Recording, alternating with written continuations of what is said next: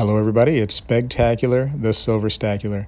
This video focuses on really neat things to collect, little pieces of history.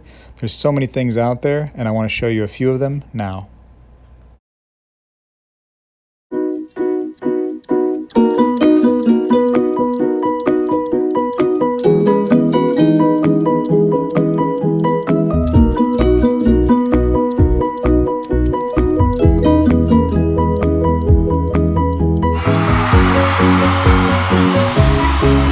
This is a 5-shilling note from Pennsylvania from 1773.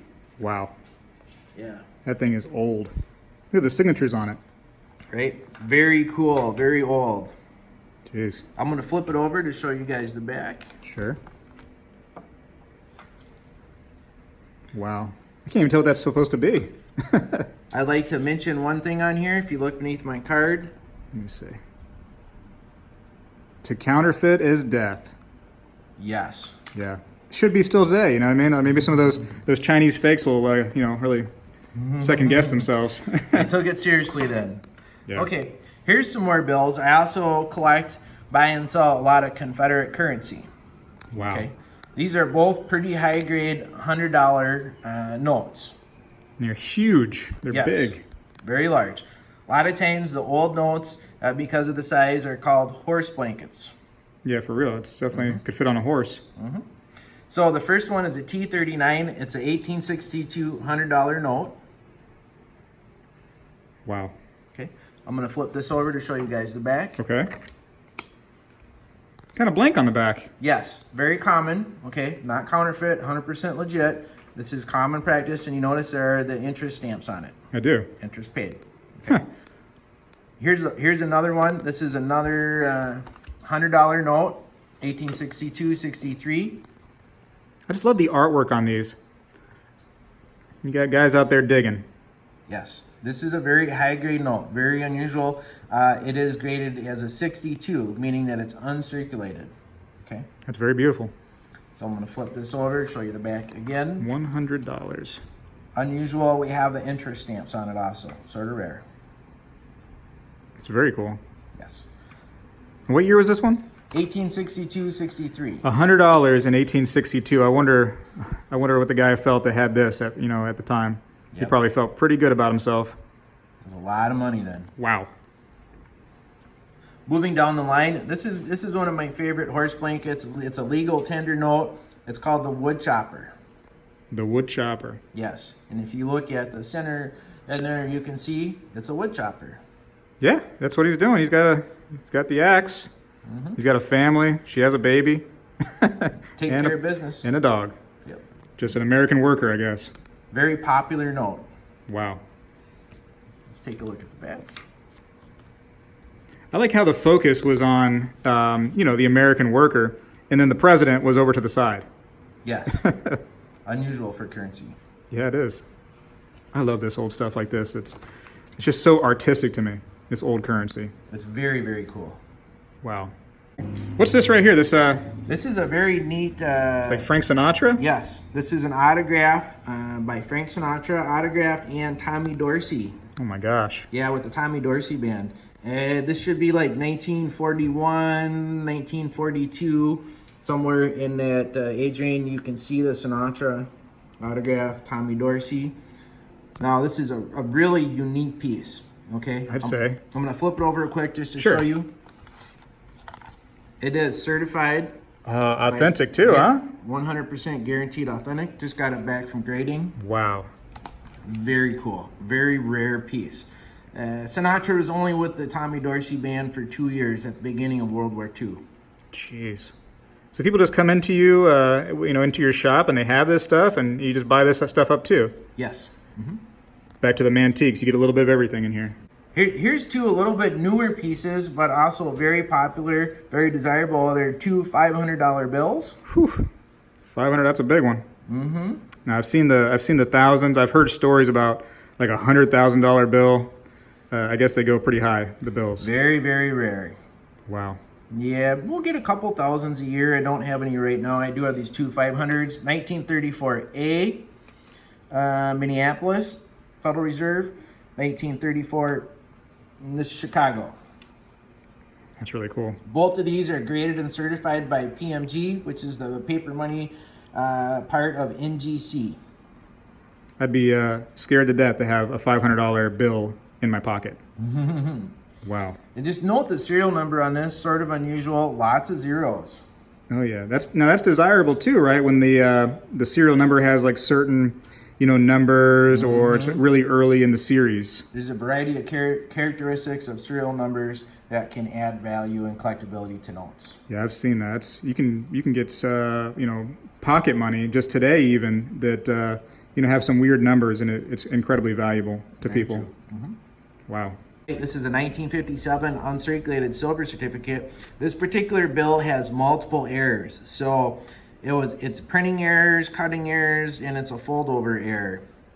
So so this is the fold over. Yes. Which is a giant piece of looks like a Post-it stamp on the back. When the whole sheet of the bills was printed, it was folded over. They printed part of it. It's got multiple errors on it. So I'm going to flip it over to show you the back, and yes, please. Make a little more sense.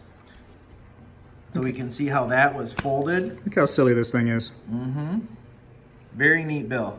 And this is also graded EPQ, exceptional paper quality. Wow. Little bit of a mess up there, and by a little bit I mean like, come on, look at this thing. Yeah, very unusual. Very unusual. Multiple errors on that. It's practically got another dollar attached to it. Jeez. Flip it over. Yeah, that's a neat one. Yeah. That is neat. Absolutely. A great example. It's an 1881 Carson City, still graded in the GSA case. MS63. Very nice coin. 1881 is one of the more rare dates for the Carson City GSAs. It's pretty. It's pretty. And you can see how PCGS, they have a grading option where it stays in the case and they encapsulate the whole GSA case. Wow. So it's not one of those little tiny slabs. It's a big boy. Yes. Fantastic. I like that. See the little CCs right where it says the D and the OR for dollar. See the two little CCs? Yep, little Carson City sign. Yep, little mint mark. That's where the money's at. Wow. Wow. My Carson City is not quite that pretty. All Carson Cities are good. Yeah. Okay. I also like antique firearms. Okay. Look at this thing. This is one of the neatest weapons that I've ever come across. I believe it's 1840s Belgium. It's called a pepper box. A pepper box? A pepper box, yes. And very unusual, it's a 6-barrel pepper box. Can you see the different barrels, sir? Oh yeah, we're going right down the barrel. It's a big no-no in the gun world. Don't look down the barrel. This one's unloaded. We already checked. Just look at the artwork. Yes, examine the nice scroll work on there. I mean, this was all made by hand by a true artisan, a true craftsman many, many years ago. Wow, that's pretty. Yes. A real wood handle. Absolutely. Jeez. And you can see the scroll work goes all the way down. It's a very, very neat piece. Oh, it's fantastic. Look at the little backing to the barrel there. Wow. What a cool piece. I really like pocket watches. All pockets, both of these are in great working order. Now, what makes them a railroad pocket watch? The jewel count, the quality of the watch, right? So they're a higher quality watch to start with. Okay. The one that you're looking at right here, that's a Waltham. Waltham. And if you look at the face, it's a really... Let me see if I can get the sun out of it there. Oh, perfect. Look at that beautiful face. No cracks, beautiful hands. Really, really well taken care of. Oh, yeah. Why don't I flip this over and... Sure. Well, you're right there. I'm going to open up the case of it. And you can take a look at the movement, too. Oh, wow. Look how crazy that is. It's just in there working. Yep, you can see on there it does say 21 jewel. Has a serial number. Where am I looking for the serial numbers and stuff? Okay. Oh, I see it now. 21 jewel. It's adjusted 5 positions, and this is a model 645. You can see it right there. It says 645. 645. There's the numbers. Fantastic. Yep. Look at that, ticking away, nice and even. Just doing its job. You guys might even be able to hear the strong tick this watch has. Let's see. Oh, maybe they can, maybe they can't. We'll find out. We'll find out in the comments. As coin collectors and precious metals collectors, we are usually guilty of having a predisposition to collecting other things. So you have to leave me a comment telling me what you like to collect beyond coins and precious metals. So you know that I have coins and precious metals, but what you didn't know is that I have some leather-bound books as well. I got into these quite a bit some years back. Just so much artwork and just a craftsman little touch that goes into these. This is all, you can see that there's like some indentations here that go around the book. This is all beautifully worked. Of course, it's much older, this right here, but all bound in leather, of course. There's all kinds of lithographs in the books. And look at these. Look what goes into these books right here. And this was done some time ago now. But you have all the artwork that goes into the books. And each one of these pages with artwork has some paper right here so that it doesn't leach onto the next page. And just, I don't know, you can see that the book is definitely aging. And that's what happens when the book's, over 100 years old. But man, how cool, huh? How fascinating. And it fell apart a little bit. There was like a bookmark right here that came, if you see right here, a piece of it's still attached. But here's a piece that didn't quite make it. And look at the detail just in this little bookmark that comes with it. I mean, holy smokes, right? But yeah, so you have Bunyan's Complete Works, the Pilgrim's Progress, etc. This is really, really neat. I mean, look at just the artwork and what went into, making just the cover of this thing.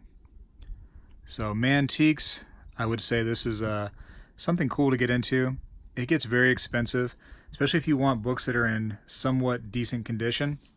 Now, is this the best condition book right here? Absolutely not, but the binding's still pretty decent. So it, it is going to be probably a couple $100 for something like this. But man, consider that. There's a lot of history right here. Wow. Thank you so much for watching my video. Make sure you thumbs up the video if you enjoyed it. Make sure you subscribe if you haven't. And be sure to leave a comment. Tell me what you collect. At this point, I've got to go. Spegtacular is out.